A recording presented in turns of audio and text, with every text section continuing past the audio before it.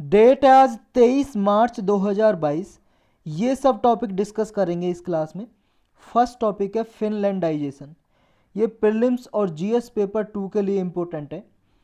फिनलैंडाइजेशन एक प्रोसेस है, एक पॉलिसी है फिनलैंड की। फिनलैंड कहाँ है? ये आप मैप देख रहे हो, वर्ल्ड मैप। ये रसिया है, रसिया के पास है फिनलैंड। और देखो रसिया के पास ये जो वॉयलेट कलर का दिख रहा है रसिया, इधर एक वॉयलेट कलर और दिख रहा है आपको, ये वाला यहाँ पे, ये भी रसिया का ही पार्ट है यहाँ पे। आप सबको पता है पहले रसिया 1991 से पहले ये सब रसिया के पार्ट हुआ करते थे। यूक्रेन, बेलारूस, लाटविया वगैरह, ये कजाकिस्तान, ये रसिया के पार्ट हुआ करते थे और इसको यूएसएसआर बोला करते थे। लेकिन 1991 के बाद इसका डिसइंटीग्रेशन हो गया, यानी कि इसका विखंडन हो गया। कई सारी कंट्री इससे निकल गई, डिसइंटीग्रेशन हो गया। और यूएसएसआर का जो बड़ा पार्ट बना वो रसिया बना, और उससे निकल के बहुत सारे और कंट्री बन गए, जैसे कजाकिस्तान, यूक्रेन, बेलारूस वगैरह, ये कंट्री बन गए। तो ये फिनलैंडाइजेशन जो टर्म है, प्रोसेस है, ये क्या है, अभी न्यूज में क्यों है रिसेंटली? देखो यूक्रेन और रसिया का वार चल रहा है, आप सबको पता है। तो यूक्रेन को ये सलाह दी जा रही है कि यूक्रेन फिनलैंडाइजेशन को अडॉप्ट कर सकता है इस युद्ध को रोकने के लिए, क्योंकि काफ़ी समय हो गया अभी तक युद्ध रुका नहीं है। तो क्या है ये प्रोसेस फिनलैंडाइजेशन? ये स्ट्रिक्ट पॉलिसी है एक। किसकी पॉलिसी है? न्यूट्रलिटी की। Policy of strict neutrality. Neutrality का मतलब क्या है? न्यूट्रलिटी का मतलब किसी का कोई पक्ष ना लेना, न्यूट्रल रहना। इसमें कौन पार्टी है? मॉस्को और वेस्ट। मॉस्को का मतलब रसिया, और वेस्ट मतलब वेस्टर्न कंट्री, यूएस वगैरह।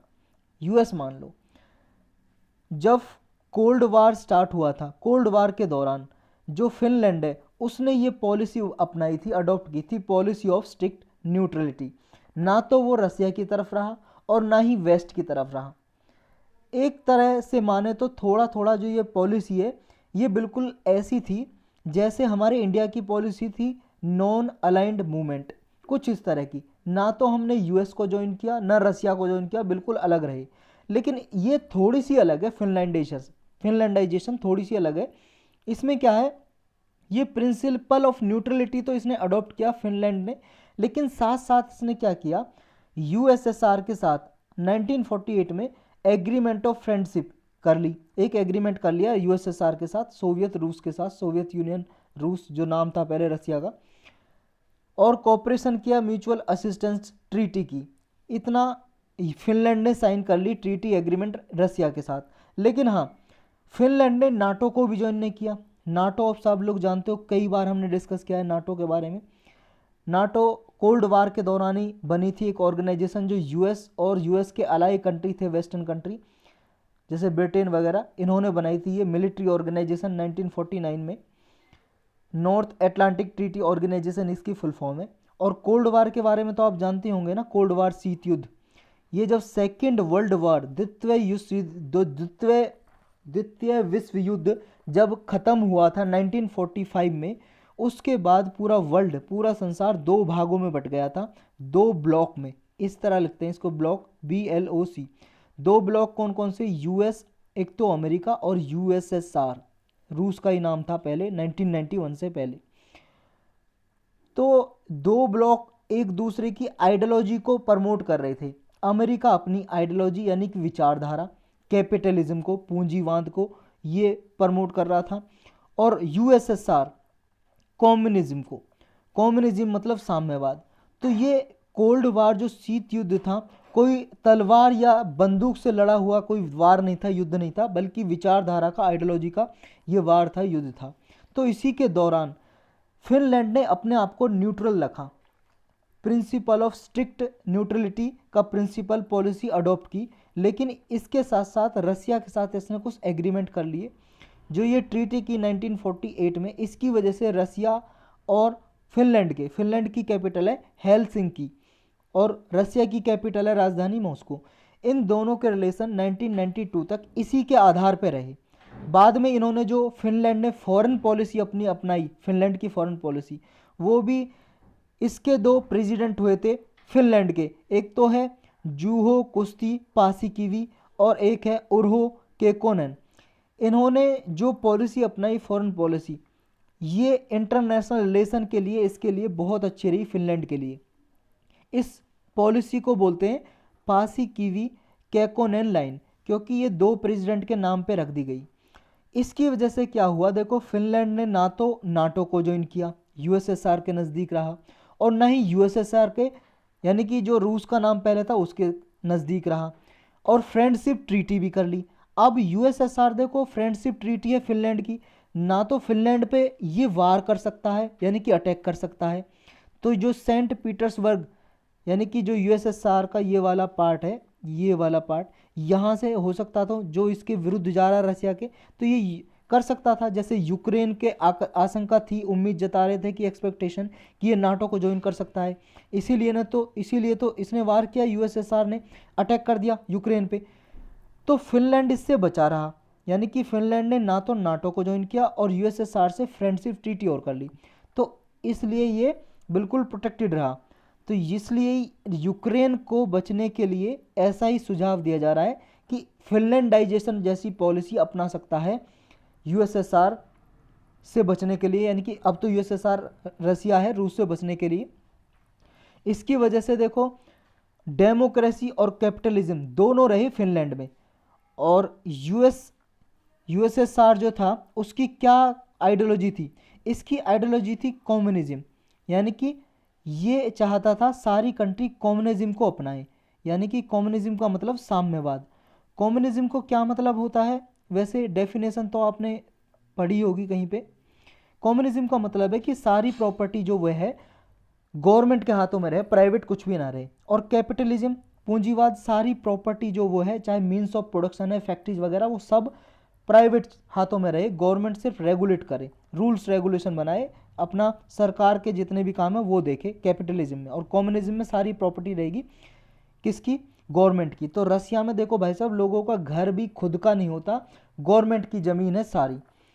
जैसे इंडिया में क्या है, इंडिया में मिक्स्ड इकोनॉमी अपनाई हमने, क्योंकि हमने दोनों ब्लॉक को ज्वाइन नहीं किया ना, हमने मिक्स्ड इकोनॉमिक सिस्टम अपनाया, यानी कि कैपिटलिज्म और कम्युनिज्म दोनों का मिक्सचर।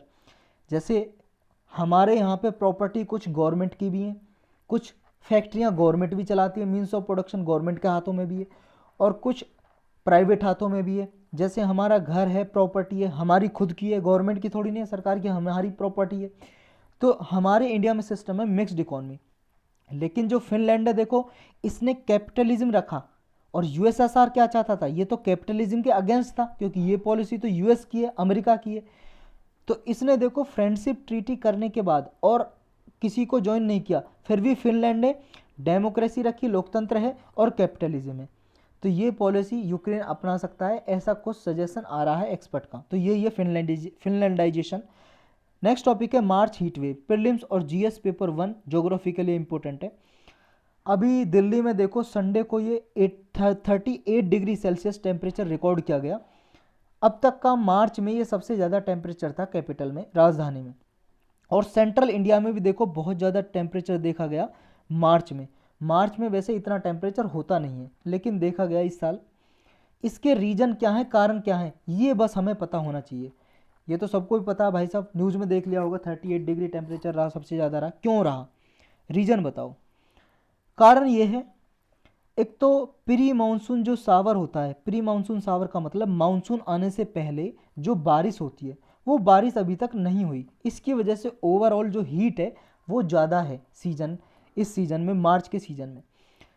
दूसरा कारण क्या है, दूसरा कारण ये है नॉर्थ वेस्ट इंडिया से जो डेजर्ट रीजन है हमारा, जो भारत का नॉर्थ वेस्ट इंडिया है, ये वाला पार्ट, राजस्थान वाला पार्ट, यहाँ से हवाएं चल रही हैं, गर्म हवाएं, और वो जा रही हैं कहाँ पे, सेंट्रल इंडिया में भी, दिल्ली में भी आ रही हैं। इसकी वजह से टेम्परेचर थोड़ा हाई है। तो 2 कारण है। नेक्स्ट टॉपिक है एक्सरसाइज लेमेथ ईयर 2022, सिर्फ प्रीलिम्स के लिए इंपॉर्टेंट है। ये मिलिट्री एक्सरसाइज है, ऑर्गेनाइजेशन नहीं। मिलिट्री एक्सरसाइज किस किस के बीच में है, इंडियन आर्मी और सिसिली की डिफेंस फोर्सेस के बीच में एक्सरसाइज होती है। ये 22 मार्च से 31 मार्च 2022 तक चलेगी ये एक्सरसाइज, 2022 की है जो। सिसिली कहाँ पे है कंट्री, देखो सिसिली यहाँ पे, ये आपने देख रहे हो यहाँ पे, ये वाला पार्ट है सिसिली का, इसमें बहुत सारे आइलैंड है छोटे छोटे, उनको मिला के बोलते हैं सिसिली। एक कंट्री है, इंडियन ओशन में ही है सिसिली। तो ये एक्सरसाइज की जा रही है, 10 दिन तक चलेगी लगभग एक्सरसाइज। 2001 से स्टार्ट हुई थी ये एक्सरसाइज, और बाई एनियल एक्सरसाइज है। बाई एनियल का मतलब है वंस इन ए 2 ईयर, 2 साल में एक बार होती है ये एक्सरसाइज। और इसमें आपस में ट्रेनिंग, जो ट्रेनिंग वगैरह है ना, वो इसमें एक्सचेंज करते हैं एक दूसरी। इंडियन आर्मी और उसकी डिफेंस फोर्सेज है जो सिसिली की, आपस में जो भी एक्सपीरियंस है, जो भी प्रैक्टिस हैं, शेयर करते हैं। कॉम्बैट डिस्कशन होता है कि लड़ने की जो भी टैक्टिक्स किसी के पास हैं वो एक दूसरे के साथ, फोर्सेस के साथ शेयर करेंगे। इसमें लगभग जो सिसिली है 115 आइलैंड से मिलके ये कंट्री बना है। छोटे छोटे आइलैंड है। आइलैंड का मतलब होता है ऐसी भूमि जो चारों तरफ पानी से घिरी हुई हो। हिंदी में द्वीप बोलते हैं, द्वीप।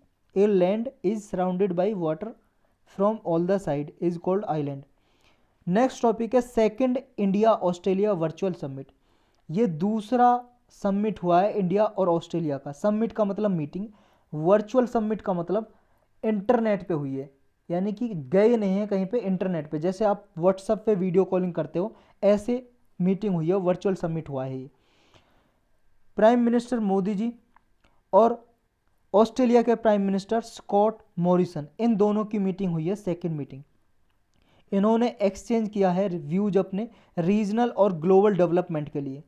दोनों लीडर्स ने ये सेटिस्फैक्शन एक्सप्रेस किया है, इसमें संतुष्टि जताई है। जून 2020 में जो फर्स्ट वर्चुअल समिट हुआ था, दोनों ने कॉम्प्रीहेंसिव स्ट्रेटजिक पार्टनरशिप की थी दोनों कंट्रीज़ ने। तो ऑस्ट्रेलिया और इंडिया के बीच में क्या कॉम्प्रीहेंसिव स्ट्रेटजिक पार्टनरशिप है?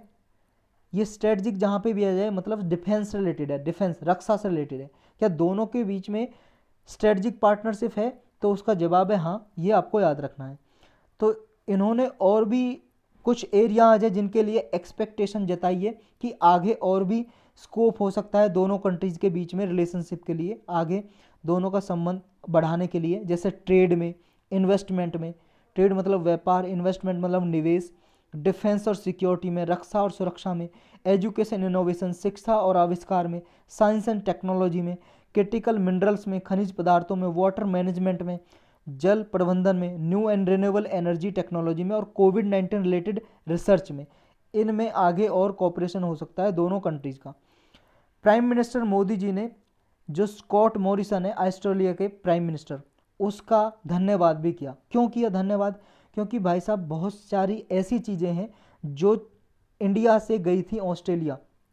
29 एंशियंट आर्टिफैक्ट हैं, उनको वापस पहुंचाया इंडिया में। ये 9th से लेकर 10th सेंचुरी की कुछ चीज़ें थी, जैसे पेंटिंग, स्कल्पचर, फोटोग्राफ वगैरह।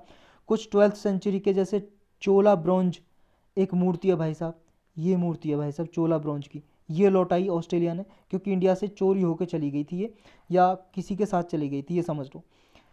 कुछ 11th-12th सेंचुरी के जैन स्कल्पचर हैं, ये हैं भाई साहब जैन स्कल्पचर, ये वाले, ये मूर्ति जो देख रहे हो जैन धर्म से रिलेटेड है, राजस्थान से थे ये। कुछ 12th और 13th सेंचुरी के सैंडस्टोन गॉडेस महिषासुर अमारिदिनी, ये गुजरात से हैं भाई साहब ये मूर्ति, ये वाली जो मूर्ति देख रहे हो ये लौटाई। और कुछ और पेंटिंग और फोटोग्राफ हैं, सिल्वर फोटोग्राफ, जो लौटाए गए इंडिया को ऑस्ट्रेलिया के द्वारा। ये कुछ ऐसे फोटोग्राफ बने हुए हैं, ऐसे आर्टिफैक्ट लौटाए ऑस्ट्रेलिया ने इंडिया को, तो धन्यवाद किया। और जॉइंट स्टेटमेंट निकाली दोनों कंट्रीज़ ने कि जो कॉम्प्रीहेंसिव स्ट्रेटजिक पार्टनरशिप है दोनों कंट्रीज़ के बीच में, इसको और आगे तक ले जाया जाएगा और डीपन किया जाएगा इसको, यानी कि और गहरे संबंध बनाए जाएंगे। और आगे जाके इसमें देखो बायलैटरल रिलेशनशिप के लिए कॉम्प्रीहेंसिव स्ट्रेटजिक पार्टनरशिप एक अच्छा सोर्स बन सकता है, कि इसके लिए भी जो कॉम्प्रीहेंसिव स्ट्रेटजिक पार्टनरशिप है इसके लिए एनुअल समिट कराया जाए, ऐसा दोनों कंट्रीज़ ने सहमत किया। नेक्स्ट टॉपिक है gulf business summit. Gulf business summit prelims और जीएस पेपर 2 के लिए इंपॉर्टेंट है। सिर्फ इसमें इतना जानना है ये समिट किसके लिए कराया गया। ये समिट का मतलब मीटिंग किसके लिए कराई गई? ये कराई गई जम्मू कश्मीर के लिए। और जम्मू कश्मीर के लिए क्यों कराई गई? यहाँ पे जम्मू कश्मीर में ज़्यादा से ज़्यादा इन्वेस्टमेंट आए, निवेश आए, बाहर से कंपनी आए, यहाँ पे फैक्ट्री खोले, लोगों को रोज़गार मिले। लोगों को जब रोजगार मिलेगा, बेरोजगार नहीं रहेंगे, सीधी सी बात है, पैसा कमाएंगे, उनका जीवन यापन सही से चलेगा। और जब रोजगार मिलेगा तो कम चांसेस रहेंगे कि वहाँ के यूथ आतंकवाद की तरफ भड़कें। तो ये इससे फ़ायदा होगा। कहाँ कहाँ से कंपनियां आ रही हैं इस ग्लोबल समिट में, जो ये गल्फ बिजनेस समिट हो रहा है? यूएई से आ रही हैं, यूनाइटेड अरब अमीरात से, हांगकांग से और सऊदी अरबिया से। लगभग 3000 करोड़ का एमओयू साइन होगा, मतलब इससे पहले भी साइन हो चुका है इतना, 3000 करोड़ का और भी एमओयू साइन हो सकते हैं इन कंट्रीज से। एमओयू का मतलब है मेमोरेंडम ऑफ अंडरस्टैंडिंग, एक एग्रीमेंट ही समझ लो, समझौता। ये कंट्री कहाँ कहाँ पे, ये तो आपको पता ही होगा। ये भाई साहब यूएई है, सऊदी अरेबिया के पास ही है, यूनाइटेड अरब अमीरात। और हांगकांग देखो चाइना के पास है, ये वाला पार्ट हांगकांग। तो ये यहाँ से आएंगी कंट्री। ये 22 मार्च को सबमिट हुआ, गल्फ बिजनेस समिट। तो यहाँ पे इन्वेस्टर सऊदी अरबिया से आ रहे हैं फर्स्ट टाइम, और कंट्री से पहले भी आ चुके हैं जो निवेश करने वाले कंपनियाँ हैं। ये बहुत सारी कंपनियाँ आ रही हैं यूएई से। ये कंपनियों के नाम याद करने की आपको कुछ ज़रूरत नहीं है। और ये ज़मीन यहाँ पे जो अलॉट की गई है कि इतनी ज़मीन पे यहाँ फैक्ट्रियाँ खुलेंगी, लगभग 2000 एकड़ या 16,000 कनाल की भूमि इन्वेस्टमेंट के लिए दे दी गई है कश्मीर में। नेक्स्ट टॉपिक है national AIDS and STD control programme. AIDS मतलब आप जानते हो, बीमारी की बात हो रही है, जो एड्स सेक्सुअली ट्रांसमिटेड डिसीज़ है जो। और एसटीडी भी क्या होता है? Sexually transmitted disease. देखो, एक दूसरे मतलब लड़का लड़की के साथ शारीरिक संबंध बनाने से सिर्फ एड्स ही नहीं होता है, और भी बहुत सारी बीमारी होती हैं जिनको बोलते हैं सेक्सुअली ट्रांसमिटेड डिसीज़। एड्स का क्या मतलब है? Acquired immuno syndrome. देखो, एक वायरस होता है HIV। HIV एक वायरस है, ये इसका मतलब है ह्यूमन इम्यूनो, फुल फॉर्म आप देख लेना, मैं भूल गया यार इसकी फुल फॉर्म। HIV देखो पॉजिटिव जब होगा तभी जाके उसको एड्स होगा, लेकिन ऐसा ज़रूरी नहीं है कि उसमें HIV वायरस आया तो उसको एड्स ही है। एड्स ये समझ लो, जब HIV जो वायरस है बहुत ही ज़्यादा हैवी हो जाता है, उसके बाद एड्स होता है किसी आदमी को। और एड्स का भाई साहब अभी तक कोई भी ऑथेंटिक इलाज नहीं है। इसके लिए पूरे ग्लोब में यानी कि वर्ल्ड में बहुत सारी कंट्रीज़ ने एड्स को रोकने के लिए बहुत सारे प्रोग्राम चलाए हुए हैं। इसी तरह से इंडिया ने भी चलाया हुआ है national AIDS and STD control programme. इस प्रोग्राम को एक्सटेंड किया है यूनियन कैबिनेट ने अप्रूवल देके अभी। अप्रैल 2021 से लेके मार्च 31 2026 तक ये प्रोग्राम चलेगा। अब इसके लिए 15,000 करोड़ के लगभग दिए हैं, रुपए दिए हैं, मतलब 5वां फेज चलाया जा रहा है इस प्रोग्राम का। ये 1992 में लॉन्च किया था सेंट्रल गवर्नमेंट ने। किस लिए लॉन्च किया था? इसलिए लॉन्च किया था भाई साहब ताकि एड्स के जो आते हैं पेशेंट, इनको कम किया जा सके, जितने भी केसेस आते हैं इनको रिड्यूस किया जा सके हमारे इंडिया से। तो अब ये मार्च 2021 में ख़त्म हो गया था 4th फेज़। अब ये 5वां फेज़ चलाया है, जिसका फर्स्ट फेज़ 1992 में चलाया था इस प्रोग्राम का, और अब ये 2026 तक चलेगा। ये जो प्रोग्राम है इसका फ़ायदा हुआ है कि हमारी कंट्री में बहुत फ़ायदा हुआ है। इंडिया में जो इन्फेक्शन के केस एनुअली आते थे HIV इन्फेक्शन के, ये देखो कम हो गए, 48% तक डिक्लाइन हो गए, जो कि ग्लोबल एवरेज है जो वो 31% की है। 2010 में जितने केस आते थे इंडिया में 48% तक रिड्यूस हो गए, कम हो गए, और पूरे वर्ल्ड में सिर्फ 31% ही कम हुए। तो इतना फ़ायदा हुआ है इसका। और इस एफर्ट से जो इंडिया में अभी पेशेंट हैं, जो एडल्ट HIV पेशेंट हैं, यानी कि जिनकी उम्र 18 साल से ऊपर है, वो लगभग 0.22% है। लगभग 23 लाख पर्सन इंडिया में HIV पॉजिटिव हैं जिनको एड्स है। अच्छा, एड्स फैलता कैसे है भाई साहब? बॉडी फ्लडेज, एक आदमी का दूसरे आदमी में ट्रांसफ़र होगा, बॉडी फ्लड। और बॉडी फ्लड का क्या मतलब है? फ्लड का मतलब लिक्विड और इसमें सॉलिड दोनों आते हैं। और ह्यूमन बॉडी का फ्लड क्या हो सकता है?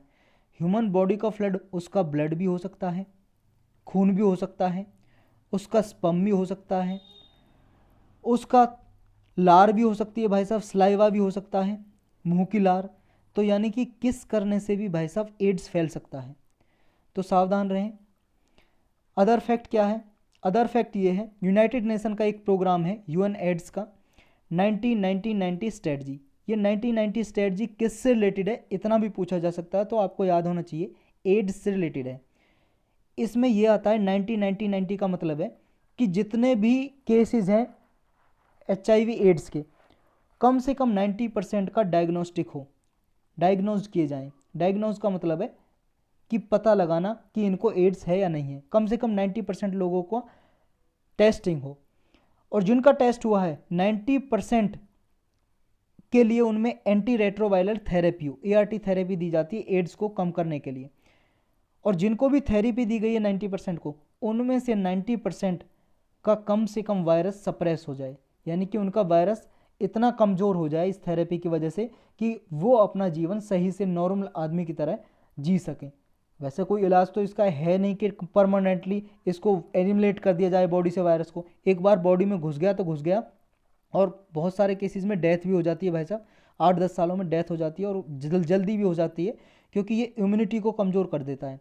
जो HIV वायरस है, बॉडी की प्रतिरोधक क्षमता है, इम्यूनिटी, उसको ये बिल्कुल ख़त्म कर देता है।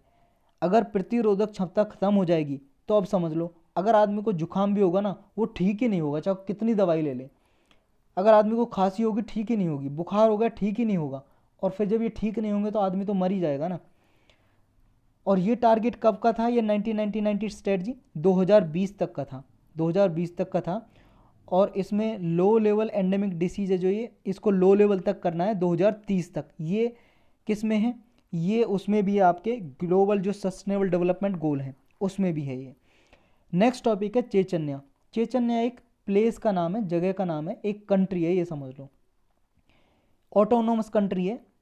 कहाँ पे है ये भाई साहब रसिया जो देख रहे हो आप, रसिया का ये वाला पार्ट है, देखो ये कैस्पियन सी है ये वाला पार्ट, और ये जॉर्जिया कंट्री है ब्राउन वाला, ये इधर ब्लैक सी है। और ये कहाँ पे है फिर चेचन्या? ये वाला रीजन, ये वाला रीजन है चेचन्या का। इस वाले मैप में देखो आप, इसमें पता चलेगा आपको। ये वाला मैप देखो, ये वही मैप देख रहे हैं हम। ये इधर जॉर्जिया है, और ये चेचन्या है, और ये कैस्पियन सी है। मतलब रसिया ने इसको घेरा हुआ है 3 साइड से। अभी जो चेचन्या के रिपब्लिक, जो चेचन्या रिपब्लिक है, रिपब्लिक का मतलब होता है यहाँ के जो हेड है पीपल द्वारा इलेक्ट किए जाते हैं, इलेक्शन होता है। ये रमजान काडिरोव इसके हेड हैं। इन्होंने एक वीडियो जारी की, वीडियो में ये दिखाया रसिया अटैक कर रही है, सिविलियन टारगेट कर रही है, यहाँ पे अटैक कर रही है, कुछ बॉम्ब वगैरह फेंक रही है चेचन्या पे। क्यों फेंक रही है, और ये चेचन्या का क्या स्टेटस है, क्या अभी ऑटोनोमस जो कंट्री है ये इंडिपेंडेंट है? चेचन्या को रिपब्लिक ऑफ रसिया भी कहा जाता है। ये कहाँ पे है? कैस्पियन सी के बिल्कुल क्लोज है, और नॉर्थ कॉकेसस ईस्टर्न यूरोप का जो पार्ट है वहाँ पे सिचुएटेड है। लोकेशन हमने देख ही ली है। नॉर्थ कॉकेशियन फेडरल डिस्ट्रिक्ट का ही पार्ट है ये, और साउथ में इसके जॉर्जिया जो कंट्री है उससे बॉर्डर लगता है। यहाँ पे जो पीपल रहते हैं वो इंडिजिनस चेचन्स हैं, एक समुदाय है, चेचन्स बोलते हैं उन लोगों को, चेचन समुदाय के लोग हैं, और ये नाग पीपल का ही पार्ट है, और मुस्लिम धर्म को ये फॉलो करते हैं। जो चेचन्या की कैपिटल है ग्रोजनी है, इसकी राजधानी का नाम, सबसे बड़ी सिटी है इस देश में, कंट्री में। एक वार हुआ था जिसे बोलते हैं फर्स्ट चेचन वार, 1994 से 1996 तक। इसमें रसिया से इंडिपेंडेंट हासिल की थी इस चेचन्या ने, रसिया से आज़ाद हो गया था, पहले रसिया का ही पार्ट हुआ करता था। लेकिन देखो इसने डी फैक्टो इंडिपेंडेंस हासिल की। डी फैक्टो का मतलब है वास्तव में, रियलिटी में तो ये इंडिपेंडेंस है, आज़ाद है, लेकिन डी ज्योर रसिया का पार्ट है। डी ज्योर का क्या मतलब है? कानून के हिसाब से, रसिया के लॉ के हिसाब से ये चेचन्या अभी रसिया का ही पार्ट है, लेकिन डी फैक्टो वास्तव में ये आज़ादी है। लेकिन रसिया अपने लॉ के हिसाब से क्या समझता है? इसको अपना पार्ट समझता है। फिर दोबारा से मॉस्को की जो फोर्सेस हैं उन्होंने फिर एक वार कर दिया, सेकंड चेचन वार, 1999 से लेकर 2009 तक चला। इसमें दोबारा से रसिया ने इस पर कंट्रोल पा लिया चेचन्या पे। अब इसका स्टेटस ये है, रसिया का ही कंट्रोल है इस पे वैसे, लेकिन ऑटोनोमस रीजन है। ऑटोनोमस का मतलब अपने सारे रूल्स रेगुलेशन लॉ वगैरह खुद ये पास करता है चेचन्या। नेक्स्ट टॉपिक है सेक्शन 144 CRPC। प्रीलिम्स और GS पेपर 2 के लिए इंपॉर्टेंट है। क्रिमिनल प्रोसीजर ऑफ कोड, ये कानून है, लॉ है, कानून बना हुआ है हमारे इंडिया में, उसका सेक्शन 144 है। जैसे हमारे संविधान में आर्टिकल होते हैं ऐसे ही किसी कानून में सेक्शन होते हैं। ये सेक्शन अभी इम्पोज किया गया, इम्पोज का मतलब लगाया गया, कहाँ पे, तेलंगाना का टाउन है बोधन टाउन, वहाँ पे लगाया गया। क्यों लगाया गया? क्योंकि यहाँ पे भाई साहब प्रोटेस्ट हो रहे थे, कुछ विद्रोह। क्यों हो रहे थे? क्योंकि यहाँ पे शिवसेना बीजेपी के कुछ वर्कर ने अंबेडकर जंक्शन है, यहाँ पे एक चौक है मान लो रोड पे, वहाँ पे छत्रपति शिवाजी की मूर्ति स्टैचू इंस्टॉल कर रहे थे। तो इसको लेके कुछ लोगों ने विद्रोह कर दिया, वॉयलेंट विद्रोह। तो यहाँ पे लोग भड़क गए, वॉयलेंस होने लगा, यहाँ पे हिंसा होने लगी। इस वजह से यहाँ पे स्टेट गवर्नमेंट ने सेक्शन 144 क्रिमिनल प्रोसीजर कोड का 1973 का ये एक्ट बना हुआ है, इसके अंदर सेक्शन 144 है, इसको लगा दिया। ये क्या करता है सेक्शन जब इम्पोज कर देते हैं तो पब्लिक गैदरिंग को प्रोहिबिट करता है। पब्लिक गैदरिंग का मतलब वहाँ पे लोग इकट्ठा नहीं हो सकते। कौन लगा सकता है इसको? जो एग्जीक्यूटिव मजिस्ट्रेट होता है स्टेट में वो लगा सकते हैं, डिस्ट्रिक्ट में जो मजिस्ट्रेट हो सकते हैं वो लगा सकते हैं। जब लगाने के बाद कितने लोग इकट्ठा नहीं हो सकते? 4 या 4 से ज़्यादा पीपल इकट्ठा नहीं रह सकते किसी भी प्लेस में जहाँ पे लगाया गया। 4 से ज़्यादा पीपल रहेंगे तो भाई साहब वहाँ पे गोली भी चला सकते हैं उन पे। तो 4 से ज़्यादा इकट्ठा नहीं होने चाहिए। लॉ के हिसाब से ये अनलॉफुल असेंबली समझी जाएगी अगर 4 से ज़्यादा पीपल आएंगे, समझा जाएगा ये रियोट्स करने वाले हैं, दंगे करने वाले हैं, तो इन्हें 3 साल की पनिशमेंट भी दी जा सकती है पकड़ के। अगर कोई मान लो कोई पुलिस को ऑब्स्ट्रक्ट करेगा, पुलिस को परेशान करेगा जब जहाँ पे सेक्शन 144 लगा हुआ है, तो उस पर्सन को पनिश किया जा सकता है, दंड दिया जा सकता है, जेल में डाला जा सकता है। जहाँ पे सेक्शन 144 लगा है ये वहाँ पे कोई आदमी को वीपन ले जाने से भी रोकता है। कोई भी आदमी अपने साथ हथियार वगैरह नहीं ले जा सकता, वरना उसको डिटेन कर लिया जाएगा, कैद कर लिया जाएगा। सेक्शन 144 है जो कब लगाया जाता है? जब ऐसा लगता है कि ह्यूमन लाइफ को या प्रॉपर्टी को नुकसान हो सकता है। अगर यहाँ पे सेक्शन 144 नहीं लगाया गया तब ये लगाया जाता है। जो सेक्शन 144 है ये कितने समय तक लागू रहता है? 2 महीने तक। 2 महीने तक ये लागू रहता है, लेकिन स्टेट गवर्नमेंट चाहे तो इसे और भी 2 महीने बढ़ा सकती है, लेकिन मैक्सिमम 6 महीने तक ही लगाया जा सकता है ये किसी प्लेस पे। 6 महीने से ज़्यादा नहीं लगाया जा सकता। अगर सिचुएशन उससे पहले मान लो नॉर्मल हो जाती है तो इसको विद्रॉ किया जा सकता है। मान लो 2 दिन में 3 दिन में सिचुएशन सही होगी तो हटा लेते हैं। सेक्शन 144 पहली बार कब लागू किया गया था? ब्रिटिश राज में लागू किया गया था 1861 में फर्स्ट टाइम।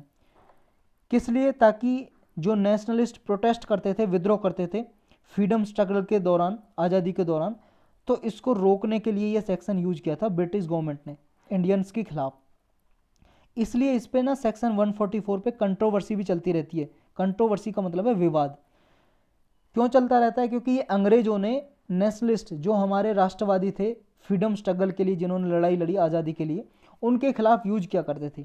तो ये कानून हटाया जाए, हमारे देश में नहीं यूज किया जाए, ऐसा कुछ लोगों का मानना है, एक्सपर्ट का। लेकिन ज़रूरी भी है ये। अगर आपको आर्गूमेंट देनी हो कि ज़रूरी भी है, क्यों है ज़रूरी? ज़रूरी इसलिए भाई साहब ये रियॉट्स, वायलेंस वगैरह हमारे देश में होते ही रहते हैं। इंसर्जेंसी, नक्सलवाद है हमारे देश में, या कहीं पे टेररिस्ट एक्टिविटी है, उन सबको रोकने के लिए, ऐसी एक्टिविटीज़ को रोकने के लिए ये सेक्शन ज़रूरी भी है, लॉ एंड ऑर्डर मेंटेन करने के लिए। तो ये आर्गूमेंट दे सकते हो आप। अच्छा, कर्फ्यू और सेक्शन 144 में क्या फ़र्क है?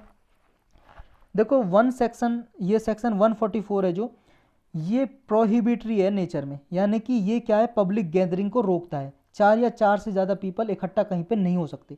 हाँ, एक पर्सन जा सकता है, एक पर्सन जा सकता है भाई साहब। लेकिन कर्फ्यू में क्या है, कोई बंदा बाहर ही नहीं निकलेगा, इंडोर रहेंगे सब। अगर घर से कोई बाहर निकला तो उस पर गोली मार सकते हैं भाई साहब जो पुलिस है। कर्फ्यू का मतलब ये है कि कोई बंदा घर से बाहर ही नहीं निकलेगा सर्टेन पीरियड ऑफ टाइम के लिए। जितने टाइम के लिए कर्फ्यू लगाया, मान लो 1 घंटे के लिए, 2 घंटे के लिए, 1 दिन के लिए, 2 दिन के लिए, 10 दिन के लिए, तब तक बाहर नहीं निकलेंगे। अगर उन्हें बाहर निकलना है तो वो अथॉरिटी से परमिशन लेंगे। कोई इमरजेंसी, बहुत ज़्यादा इमरजेंसी वर्क है तो अथॉरिटी से परमिशन लेंगे तभी जा सकते हैं। इसमें अगर कोई मान लो खाने पीने का सामान ख़त्म हो गया है तो टाइम दिया जाता है कि आप 1 घंटे, आधे घंटे के लिए सामान ला सकते हो, उसके बाद फिर अंदर, बाहर नहीं निकल सकते। तो कर्फ्यू के दौरान बिल्कुल टोटल प्रोहिबिशन होता है निकलना। नेक्स्ट है Bihar to become the first state to implement dynamic map to track land ownership. Prelims और जीएस पेपर 2 के लिए इंपॉर्टेंट है ये। बिहार पहला स्टेट बन गया है हमारे इंडिया में जिसने ये मैप जारी किया है विलेज लेवल के लिए, डायनेमिक मैप। किस लिए? इससे ओनरशिप का पता चलेगा, कौन सी लैंड किसके हाथ में है, किसके नाम पे है। अगर मान लो एक आदमी दूसरे आदमी को अपनी भूमि बेच देता है तो तुरंत इसमें दोबारा से चेंज कर दिए जाएंगे इस मैप में, यानी कि आसानी से ये पता लगाया जा सकेगा कि कौन सी ज़मीन किसके हाथ में है, किसके पास में है, किसके नाम पे है। इसकी वजह से क्या फ़ायदा होगा? जो भाई साहब डिस्प्यूट होते हैं ना, झगड़े होते हैं लैंड को लेके, कि मान लो दो आदमी की ज़मीन है, इनमें झगड़े हो गए, ये कहेगा मेरी ए बंदा है, ये बी, ए वाला बंदा कहेगा मेरा तो यहाँ पे बॉर्डर है ज़मीन का, यहाँ तक है, बी वाला बंदा कहेगा मेरी तो यहाँ तक ज़मीन है। दोनों में ऐसे जो झगड़े होते रहते हैं ना, ये झगड़े ख़त्म हो जाएंगे, रिड्यूस हो जाएंगे। नेक्स्ट टॉपिक है एक्सोमार्स। प्रीलिम्स और जीएस पेपर 3 के लिए इंपॉर्टेंट है। एक्सोमार्स एक मिशन है जो मार्स पे, मंगल ग्रह पे भेजा जाने वाला था 2022 में। कौन कौन भेजता है इसे? यूरोपियन स्पेस एजेंसी है, यूरोप की स्पेस एजेंसी है। स्पेस एजेंसी मतलब जो आसमान में सैटेलाइट वगैरह भेजती है, तो ये भी एक सैटेलाइट जाता मार्स पे, मंगल ग्रह पे। किसके साथ भेजने वाली थी ये यूरोपियन स्पेस एजेंसी? रसिया की एजेंसी के साथ मिलके। रसिया की स्पेस एजेंसी का नाम क्या है? रोसकॉस्मोस। रोसकॉस्मोस। जैसे हमारी इंडिया की स्पेस एजेंसी का नाम क्या है? ISRO, Indian space research organisation. ऐसे रसिया की स्पेस एजेंसी का नाम है रोसकॉस्मोस। तो इसके साथ मिलके भेजने वाली थी, लेकिन आप सबको पता है रसिया तो भाई साहब युद्ध में बिजी है, तो इसलिए अभी नहीं भेज पा रहे, इसको डिले कर दिया, ये इसलिए न्यूज में है। ये जॉइंट एफर्ट था, एंडीवर था यूएससी, यूरोपियन स्पेस एजेंसी और रसिया की स्पेस एजेंसी का। इसका प्राइमरी गोल क्या है ये आपको पता होना चाहिए। प्राइमरी गोल यानी कि प्राथमिक इसका टारगेट, लक्ष्य क्या है? इसका टारगेट ये है, ये देखेगा मार्स पे, मंगल ग्रह पे ये जीवन संभव है या नहीं है, लाइफ वहाँ पे एग्जिस्ट पहले करती थी या नहीं करती थी, वहाँ पे वाटर पानी है या नहीं है। इन सारे क्वेश्चन का आंसर ये ढूंढेगा जाके ये सैटेलाइट। अदर फैक्ट में ये है, जो पहले यूरोपियन स्पेस एजेंसी, पहले इसने नासा से एग्रीमेंट किया था कि नासा के साथ मिलके भेजने वाली थी एक्सोमार्स को। नासा आपको पता है यूएस की, अमेरिका की स्पेस एजेंसी है, national aeronautics and space administration इसकी फुल फॉर्म है। लेकिन नासा ने मना कर दिया। क्यों? क्योंकि इसके पास बजट नहीं था, पैसे नहीं थे, प्रॉब्लम थी, डॉलर की प्रॉब्लम थी।